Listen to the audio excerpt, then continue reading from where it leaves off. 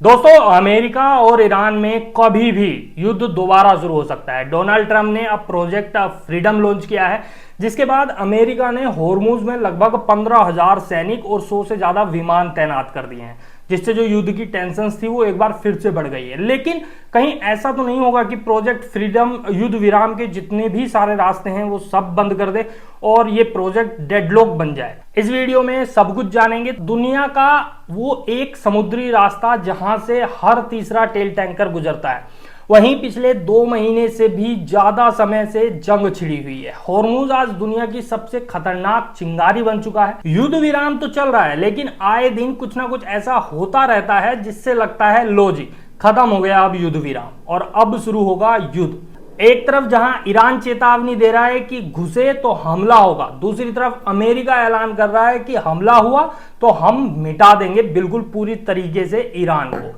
होर्मुज दुनिया का सबसे अहम तेल मार्ग है, ये तो आप जानते ही हैं। यहां से रोजाना करीब 20% ग्लोबल जो ऑयल सप्लाई है वो गुजरती है। यानी अगर यहां एक दिन भी रास्ता बंद हुआ तो पूरी दुनिया में पेट्रोल डीजल के दाम आसमान छू सकते हैं, और हाल ही की घटनाओं में आप देख भी रहे हैं। इसी वजह से ये जो छोटा सा रास्ता है आज ये सुपर पावर के टकराव की बिल्कुल एक मैदान बन चुका है। अब कागजों में तो युद्ध विराम है, लेकिन होर्मुज में कई जहाज फंसे हुए हैं जिनके सामने सरवाइव करने के लिए अलग ही चुनौतियां हैं। अब अगर वो होर्मुज पार करने की कोशिश करते हैं, वो भी बिना ईरान की अनुमति के, तो हमला होना तो तय है। इसलिए अब ट्रंप ने शुरू किया प्रोजेक्ट फ्रीडम। मिशन क्या है कि जो फंसे हुए जहाज हैं उन्हें निकालना है। लेकिन ईरान ने अब साफ कह दिया है कि भाई ये हमारा इलाका है, ये हमारे कब्जे में है, और अगर बिना इजाजत यहां से कोई भी घुसा या निकला तो हमला तो होगा ही होगा। अब एक तरफ से ईरान और एक तरफ से अमेरिका ऐसी धमकियां दे रहे हैं, तो इसके बाद जो हालात हैं वो और भी ज्यादा बिगड़ गए हैं। अमेरिका ने प्रोजेक्ट फ्रीडम लॉन्च करने के साथ ही 100 से ज्यादा विमान और 15,000 सैनिक, साथ ही गाइडेड मिसाइलें भी जो है तैनात कर दी हैं ले जाकर। भैया हम तो बिल्कुल तैयार हैं।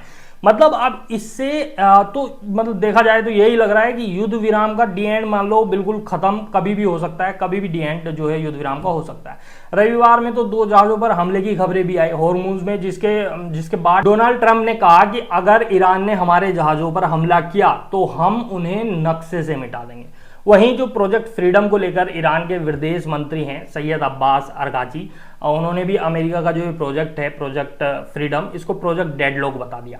अब अगर ईरान और अमेरिका के इस युद्ध का समाधान नहीं निकलता है तो, और अगर जो ये युद्ध है वो फिर से दोबारा से शुरू हो जाता है, तो केवल भारत ही नहीं विश्व भर में समस्याएं खड़ी हो जाएंगी।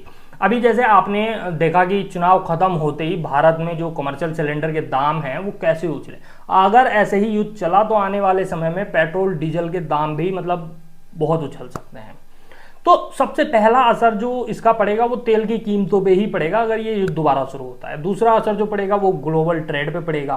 तीसरा पूरी दुनिया की इकोनॉमी पर इसका असर दिखाई देगा। यानी ये सिर्फ अमेरिका और ईरान की लड़ाई नहीं है, इसका असर आपकी जेब तक पहुंचेगा ही पहुंचेगा। तो ये युद्ध एक ऐसा युद्ध है जो ना ही छिड़े तो बेहतर। लेकिन सवाल ये है कि क्या युद्ध को टाला जा सकता है।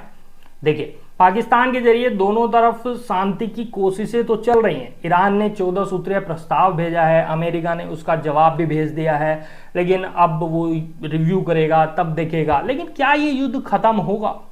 तो अभी जो इसका जवाब है वो कहीं ना कहीं भविष्य के गर्भ में छिपा है, जो अभी तो ढूंढ पाना बहुत मुश्किल है कि ये युद्ध रुकेगा या नहीं रुकेगा। लेकिन इतना तय है कि होर्मुज की जो ये जंग है वो सिर्फ समुद्र में नहीं है, वो पूरी दुनिया की एक दिशा तय करेगी आने वाले समय में कि दुनिया किस तरीके से आगे चलने वाली है। आपको इस बारे में क्या लगता है? आप इस बारे में क्या सोचते हैं? क्या ये युद्ध में बदलेगा या बातचीत से इसका हल निकल जाएगा? हमें कमेंट में जरूर बताएं, और ऐसे ही बड़े अपडेट्स के लिए हमारे चैनल को जरूर सब्सक्राइब कर लें। धन्यवाद।